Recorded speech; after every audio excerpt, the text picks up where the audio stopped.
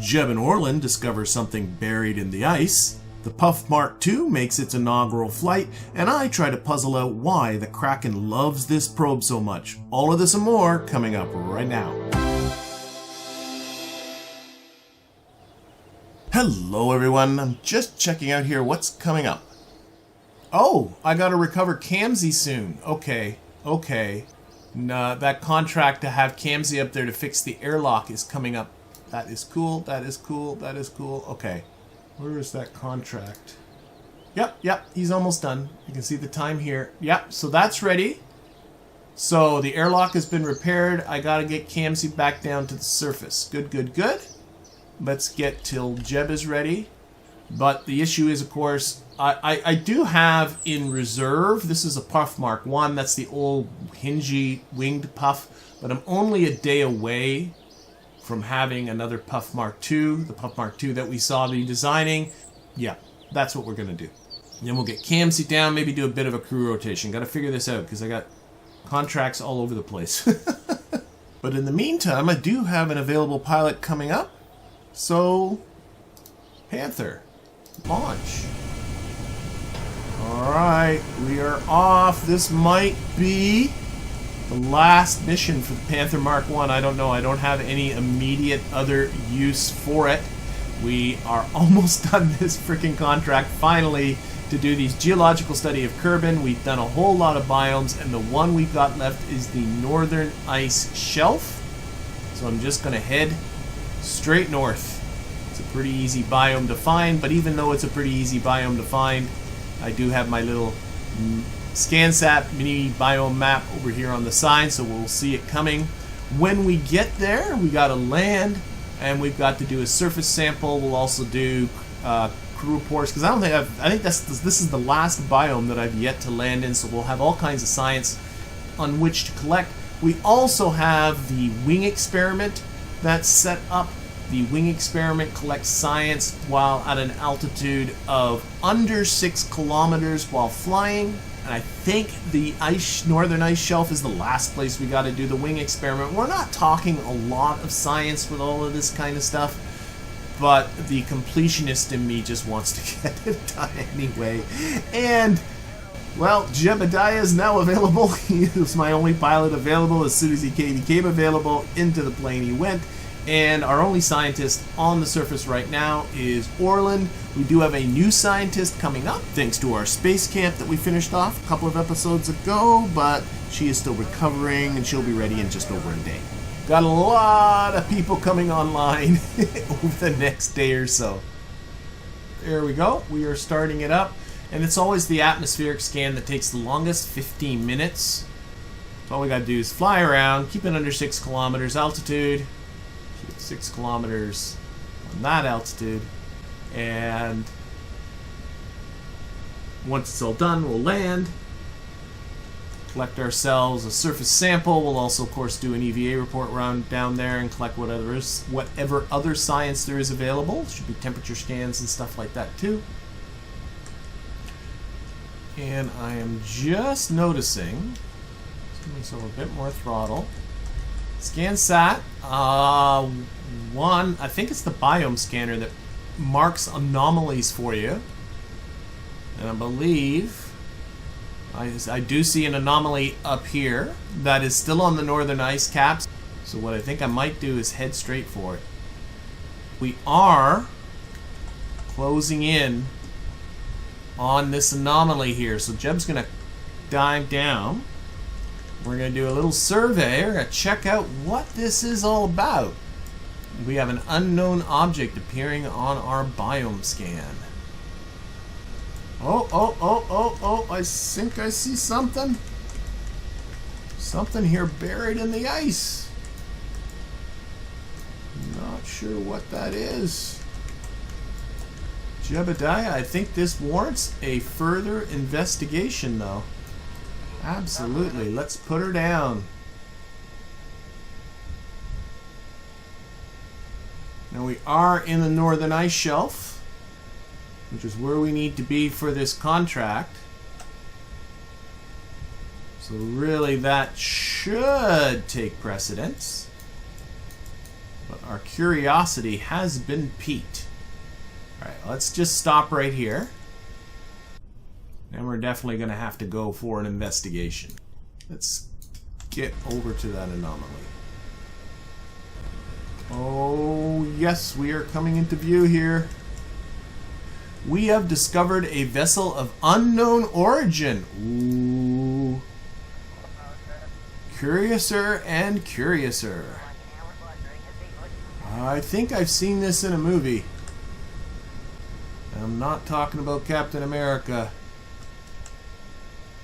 Actually, it's a movie that's been done twice.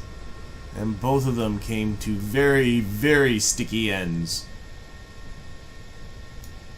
But we're not afraid. We are going to investigate anyway. Both of us are going to check it out. Jebediah, of course, is going to brave this first. And here he is without his flamethrower, ready to fend off evil aliens. But one thing for sure, we are not alone. Oh, if we can only find a hatch.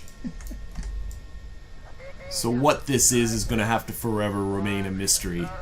But upon recovery, we did satisfy the conditions for this contract, so it is all complete.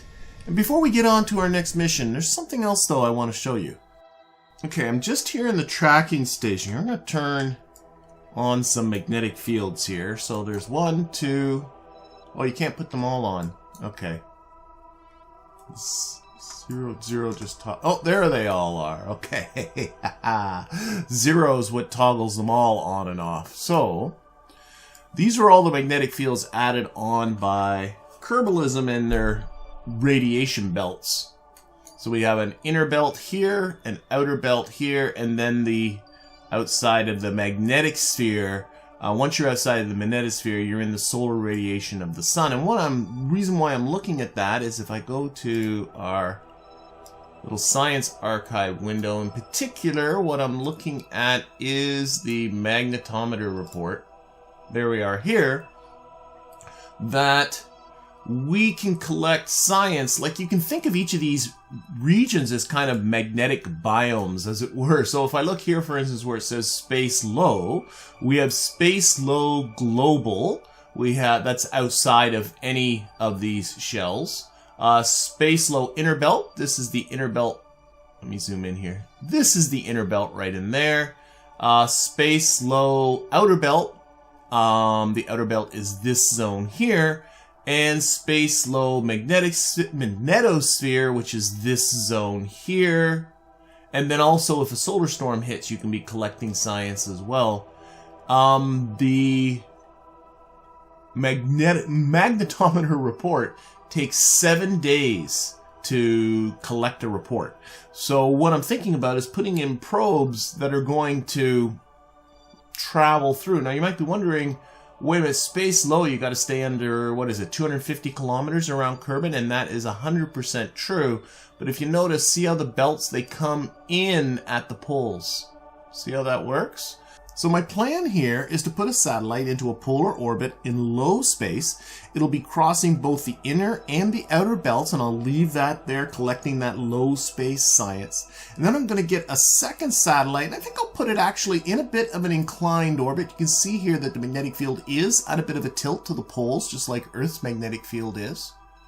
And it'll start in low space and collect all the science that it can in that inner belt, and then I'll just start moving it outwards into various belts to collect the high space in different belts as well. I think that's the way to sort of get everything I can out of here. I think some of these are actually not possible, but they are possible in different situations because you can go to other bodies like the moon and Minmus and other bodies as well. Now the moon, we zoom in on the moon, does not have a magnetic sphere, but it would still collect the global one around the moon. Moon would be different than Kerbin, and it would collect as the moon goes through the magnetosphere. If you notice, it's in the magnetosphere right now. It would collect that one, and if there's a solar storm, it would collect that one. I could definitely put a probe that, again, space high, space low would be different again. That's enough science, I think, to collect there with a single probe.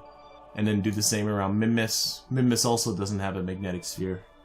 I think I think that's worthwhile. I also have now the Gravioli detector, which does these gravity scans. Notice that on the surface it's biome specific, so I'm definitely going to want to take it down to the surface of various things. But once you're in space low or space high, it isn't. So I can just stick a gravity scanner on all of those as well. We also have the infrared telescope. That's just space high. That takes 25 years? Wow. Yoich. Well, we can send one of those out. If we start flying these probes around, they'll just continue to collect science without us having to do much. So they'll just collect science in the background. Let's get out of here, start building some stuff. Let's start thinking about electricity. So we'll turn that on. Turn that on. Remember that these things are running for days and days, so storage is not an issue. You got to provide. You don't want to provide the electrical needs just by batteries. You want to make sure that it can handle what you put on the generation you need, and it's going to need. Okay, both of them are not high demand items, so that's good. Only 0.214 units of electric charge per second, so that'll be easy enough. How about data transmission? Let's take a look at that. Generates 3.64 kilobytes per second, and this one's about 13.28 kilobytes per second. We want to transmit this, not build it up. So adding those together, something in around 18 transmission strength. How's this one do? This one can do 25 kilobytes per second. So just the communitron, that communitron's gonna be fine. Okay, let's start building. Honestly, this has become one of my favorite structural doodads. Is just this kind of thing. And then you can start sticking stuff around there. Let's put a spark engine on the bottom of this. Now I'm budgeting for all the orbital maneuverings this has got to do. Like it's got to start in low space in the inner belt, then go to the outer belt, spend some time sitting out in there. So I'm going to circularize in each of these places, and then go outside of the outer belt so it can hang out in the magnetosphere. And I'm budgeting at around roughly 15, probably add on a bit, maybe closer to 1600 meters per second at Delta V. Oh wait, and this is one of the things I keep forgetting to do. I'm always forgetting this. But I have all these experiments that aren't needed in these probe bodies, and if you take them out, it does save you some mass and some cost. So it's where hard drive space shouldn't be an issue. We should be able to transmit this stuff as it comes in. 872 kilograms. Wow, that is not very heavy. Okay, this is Magneto probe. I wonder if it would be better with an ant on it. Oh, doesn't need as much fuel now. I'm happy with that. So that's 1,670 meters per second at Delta V, which is great. 0.3 thrust to weight ratio, but that's fine. So we'll test this thing in orbit, obviously in simulation mode, and then it's time to slap a booster on it. Delta V 3807. This is pretty darn good.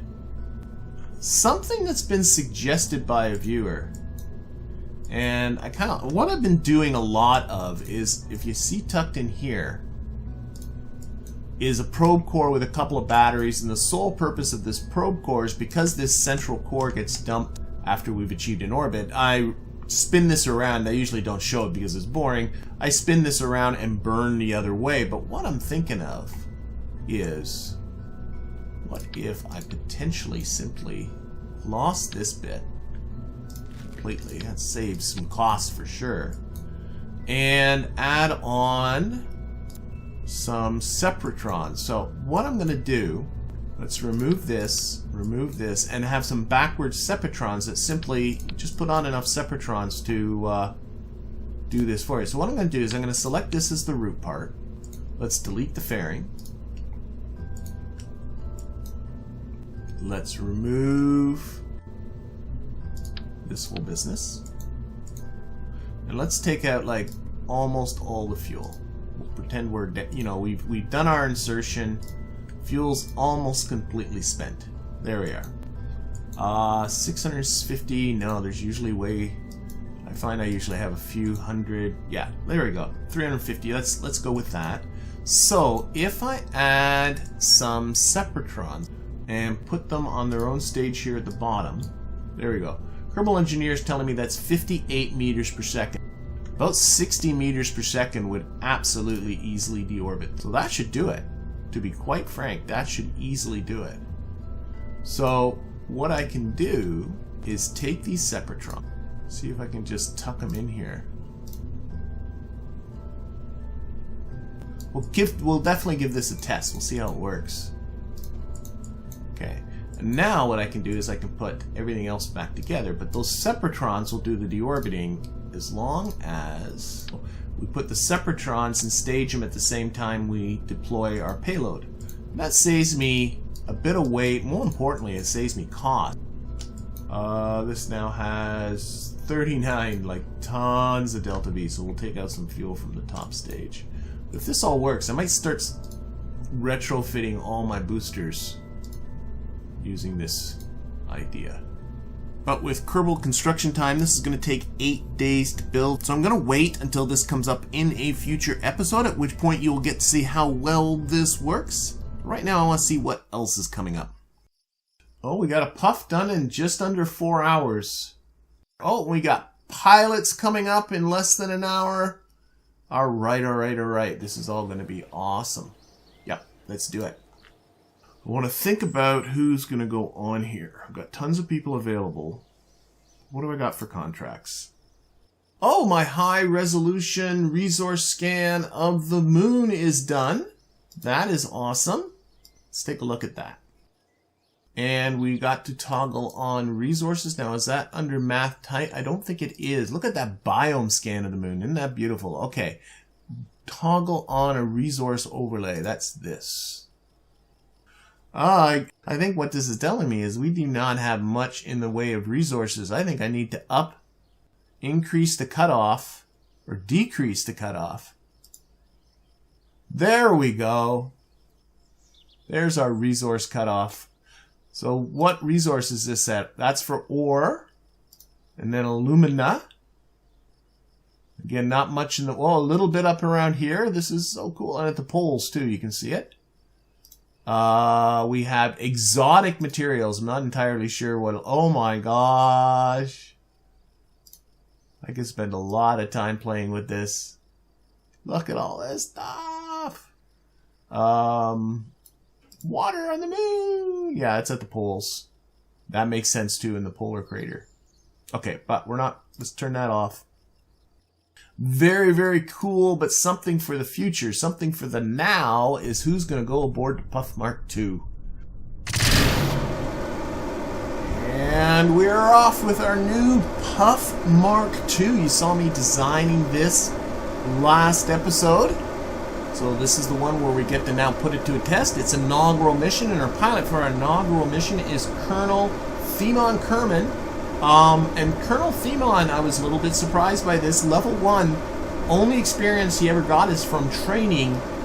He's never even been in Kerbal orbit before. So, oh my goodness, this is way overdue. We also have Bill. I'm bringing Bill up there. Bill's done a fair amount. He's gone to the Minmus and planted a flag, but he's not gone to the moon. And that's going to be my plan, is actually to get him to the moon. So we're going to rotate out. Who's up there? Kerbery, I think it is? Somebody, like, I'm starting to lose track of who's up there, but that person is coming down. Theomon and Bill are going to go to the moon along with Hades, because Hades is got a contract to actually go on to the moon and do some stuff for some training. That's all going to be well into the future, but there is some crew rotation going on. I also have one of my newest Kerbals, New Gun.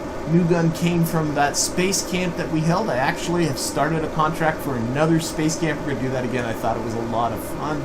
But our newest scientist, he's done absolutely nothing, so this is going to be... Oh, we did get some special experience as well. I must have been part of his training to get 5 experience points. New Gun is going to join Bill on the station to work that science lab. So we'll have always 2 scientists up there. And New Gun, by the way, was my only scientist available on the surface. There's also a contract here, you can see, to recover Kamzi Kerman now, because Kamzi, if you might recall, was a mission payload specialist who went up there a couple of episodes ago to fix an airlock. That has now been completed, but in order to complete the contract, I gotta get Kamzi back down to the surface. Alright, we have just entered into the atmosphere, getting set up for our circularization burn. This is a good opportunity to actually take a bit of a look at our new lighting configuration. Again, I've been taking some suggestions. This is mostly based upon actual lighting of aircraft and spacecraft. Got a little white light here on the ventral side of the craft flashing away. Sometimes I've probably seen those lights on aircrafts as they fly overhead. Red lights on the port side, green lights on the starboard side, not blinking. What I have added is a flashing amber light. This was red before, but I've changed it to amber upon a suggestion. I think it does look better amber, and it distinguishes from the red and the green for the port and the starboard. And also as a suggestion to put a flashing blue light wherever the hatch happens to be. There is actually a hatch under here, but there's no way to access it because the rudder's on top of that. But yeah, I don't know. I think it looks all right. I like to light these things up, and this being a night launch is a good opportunity for us to see those lights in action. This, of course, is my new fixed wing Puff. The Mark II version of the Puff, so no more hinges on these things. This thing should be a far less glitchy. There's probably some way to fix all those hingy glitchiness, but I just honestly couldn't be bothered trying to figure it out. Man, Theomon. Oh no, that's right. I have a probe. I was about to, how does Theomon know how to stick things onto the normal vector? Because I have a probe body tucked in here. New feature on these things so that if they can be flown without pilot assistance. So Theomon has been replaced by a probe core tucked in there. Okay, let's get ourselves to the station. Otherwise, this is very much the same vessel, still powered on monopropellant. All that has not been changed. Just want to make sure to clear that plane that's there. You can see again how these wings are getting glitchy with the hinges. This is the last of the glitchy ones. Whoa, I best start pushing it towards here. Yeah, this plane is the last of the glitchy ones, and we're going to take this down, bringing Kamzi back. And then from here on in, it'll be the Mark II. Nice parking job there, Theomon. You do good work. Now you can get like a direct comparison between the two. Perhaps it's not entirely fair to be judging this one, given that it's the glitchy with its glitchy wings, but I think I like the new one better. I think I like the new one better. Okay, so Theomon, Bill, and New Gun have to come aboard, and going back down to the surface, they're obviously going to be Kamzi, because that's required to satisfy this contract. And then Lagerford, whom Theomon is replacing, and Kerbery, whom Bill is replacing. I don't want to do my landing in the dark. Okay, we're coming to sunrise here. What's happening on alarm clock? 3 hours for the other Puff. So let's time warp a bit around. Okay, sun has risen at the KSC, so let's do our landing. So we're gonna take again Captain Glitchy here. Let's make sure we don't scrape against our new plane. That was close. You are reckless, my friend. Let's get down to the surface here. Mosey away from the station a little bit. And then what we're going to try and do, I'm going to try and do this a little bit more. Put on trajectories. You know, a couple of episodes ago I had a lot of fun with trajectories, but I'm going to try and do this a little better. So descent, we're going to come in prograde. We're going to start with an angle of attack of about 45 degrees. Then we'll bring it down to maybe around 30 degrees. And then 0 at the bottom here. Of course, that toggles on. That stuff. All right. And then what I'm going to do, let's see how this works. I'm going to just look at, tuck this up here. we should be able to, I'm going to quick save in case I botch this because I've never done it before. I should be able to do this from the view here. And that's kind of neat that I can do this from here, I think. So we're going to, engines are on, so just thrust. And I know periapsis has got to get in around the 30s, at least under 40 kilometers. So we'll slow down when we get close to that. But notice how we are getting here our prediction of how far away we are, 123. Well, I should be able to just burn this until this gets as close to 0 as I can. I mean, why not? And then I don't need to... There, maybe even use a little RCS. That's about as close as that's going to get. We're off a little bit. The east direction is great, so we're not over or undershooting, but we are coming a little bit to the south, which really isn't too surprising. But let's get ourselves ready for our entry here. So we're going to keep this up to the side. I think I've finally figured all this nonsense out. Okay, we are coming in the atmosphere, and we've got... You know, I was fiddling around with what is this green one, what is this red one, and what I've really come to the conclusion of is the red one's the target. And the green one is kind of like a prograde vector, but taking into account aerodynamics. And what I think the game expects you to do is to pull that green icon onto the red icon. So I can see here, I need to pull this towards the south. So what I'm going to just do is kind of rotate the craft this way. Now, right now, we've hardly got any atmosphere, so we're not going to get much of an effect. But as we come in, we should be starting to pull this green icon this way as the air starts to thicken, and that should start to affect this south. Now, I can see here, I was starting to overshoot or undershoot there, so I'm also bringing down. You can see these numbers are starting to come down here. Right, so I pitched down a little bit, so that this east number will continue to come down. But the one I really want to look at is this south number. It's starting to decrease, and as the air gets thicker and we start to get some more action happening here, we should be able to just pull this whole thing over. South number's now underneath half a kilometer off target. We're now 300 meters off a target. I can probably start... Yeah, let's level off. I think we're darn close enough. Okay, now all I'm doing is, okay, I'm starting to overshoot. We're going west of the target. Bringing that down. Okay. Oh, look at that. Right on there. Now, I do have to pay attention to heating, too. Let's not get... but... So, as the east, yeah, pitch down. The east number gets too high, pitch up if the west number gets too high. But you can see I'm pretty close to around where that green icon is. I'm 0, 0, 0 on the south icon. Of course, we have some ability to affect our flight as we get close. So all we have to do is get in close. Okay, we're starting to overshoot, so pitch up. And watch my heating too, please. Yeah, and I'm starting to get that green icon. It's all about keeping the green icon on the red icon. That's all it is. Nice. This makes things a lot easier, doesn't it?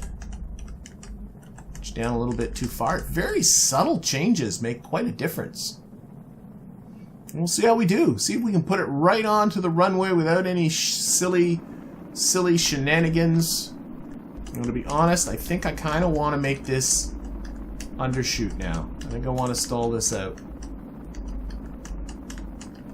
I think undershooting a little bit's a good idea.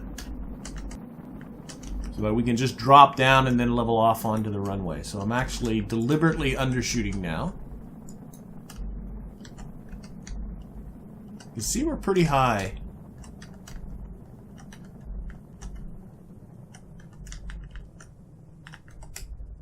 Okay, I think I can now safely turn off the trajectory, get rid of the trajectories window. We're going to do the rest of this by eyeballs. Just looking at my eyeballs.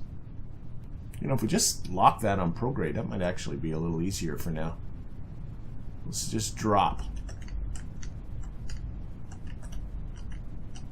These icons are still here, which is nice. Just going to pull that over. Okay, take that off of locking on prograde. Start leveling off a little bit. Worried I might have been a little too aggressive with that, to be honest. Maybe not. Maybe not. Oh, let's put this on terrain. Of course, this thing's not exactly the most stable landing. I mean, a couple episodes ago, I put 3 of them onto the runway, and 2 of them fell over. We'll see how we do this time. Come on, Lagerford, you're a level 3 pilot now. This should be piece of cake. That was really nice, too, doing it without having to go to map view. Anything that gets me not looking at map view is a winner as far as I'm concerned. I think I got this lined up pretty good. Of course, famous last words there, isn't it?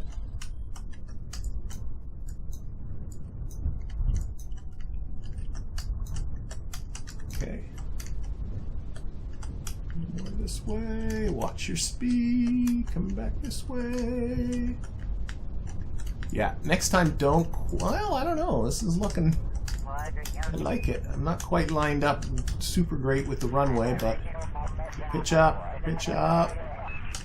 Whoa, a little hard. But, and a little bouncy. It's these stupid frickin' dampener, stupid nonsensey silliness. I don't know why I'm checking it. I'm never flying this plane again, but maybe the other one I should fix. Brakes. It's these dopey dampeners. If you get into the friction controls and spring, it's the dampeners that you really want to get into, and turn those dampeners up.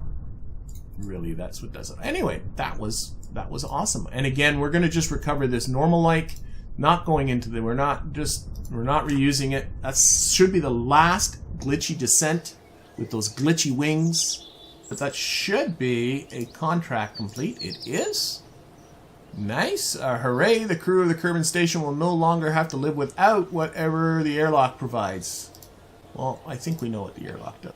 Let's get into the actual VAB. So this is the probe that's failed spectacularly last episode. So what I want to do, I just want to simulate. I mean, I did test it, but I want to make doubly sure. The Kraken struck this very hard last time. What the heck? Alright, so this is not... Alright, so there's something up here. Okay, terminate the simulation. What is causing this madness? It has to be something to do with the fuel cans. Could it be these little struts? Like, could they... I thought they were just cosmetic, but maybe they're not. Let's take those little struts off. Okay, let's simulate this again. Oh shoot, that's the launch pad. Oh, you dope. Okay, this seems to not be a glitchy nightmare now. So let's Alt F12 this into orbit. Oh my gosh. So it was those struts? Nope, there it goes. There it goes. Has to have something to do with the fuel tanks. Okay, so we're gonna... Let's, oh my gosh. Okay, let's terminate this. The little struts I added are cosmetic. So they don't matter. Because I like them. I want to keep them on there. But it's some sort of interaction between these baguettes that are on here and this cubic family large strut. I think that's where it's coming from. Or maybe the cubic family strut adapter. I'm going to try taking these off and simply sticking them back on again. Let's simulate this. Oh! Oh! Well, it might have done it. Whatever was happening with it. Oh, no, I spoke too soon. Kraken's back. Let's really... Oh my gosh. There's something that's... Okay, just a sec. Okay, I'm gonna try something else. I mean, I don't know what else to do. Let's take those baguettes right off. Okay, we'll simulate this again. Everything seems normal now. So it's definitely the baguettes, but there's some sort of interaction between a baguette.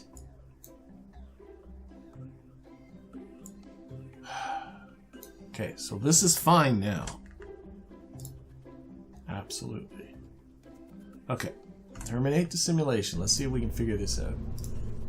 Let's put on a completely new set of the baguettes. See what that does. I mean, it's not even like I'm doing any of this, like, you know, part clipping or anything like that. But then again, small parts, a lot of small parts in close proximity. Here we are. It takes a bit to build up. But, nope, there it goes again. Okay, I'm going to really let this go. Oh, I shouldn't laugh. This is costing me money. I already failed one launch. It's definitely an interaction between the baguettes. You know what? Let's take this off. I'm going to take off this. See if it's the interaction with that. Okay.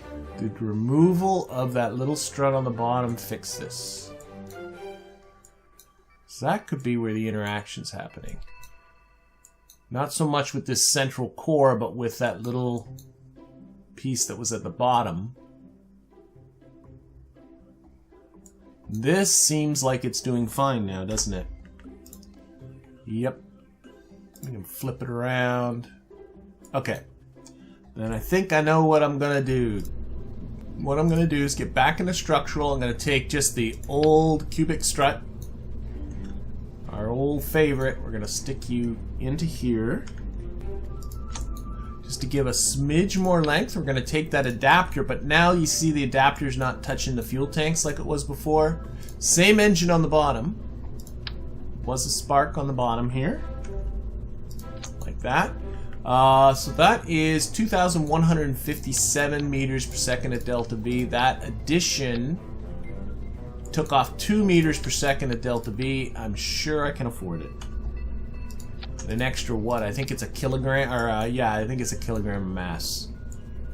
Alright, let's simulate this. Is that going to just fix it? Because that would be super cool if it did. You gonna be nice to me, or you gonna blow up? I think you're gonna be nice to me. Yep, that little bit of extra distance seems to have made the difference. That's an easy fix. Add in, go cubic strut, put this back. Okay, we're going to save that, and we're going to save those edits. So that's in a little over, okay, that's in a little bit. This Puff Mk2 is simply going to go into storage and be kept as a reserve, and we will get rid of this old Puff Mk1 that's been sitting there. We'll scrap that guy for parts. And the Sentinel's going to be done in less than 2 days. Oh, and the Dudley's going to be done before that. But all of that and more is going to have to be for next episode. So for now, I'm going to thank you for watching and hope to see you again next time.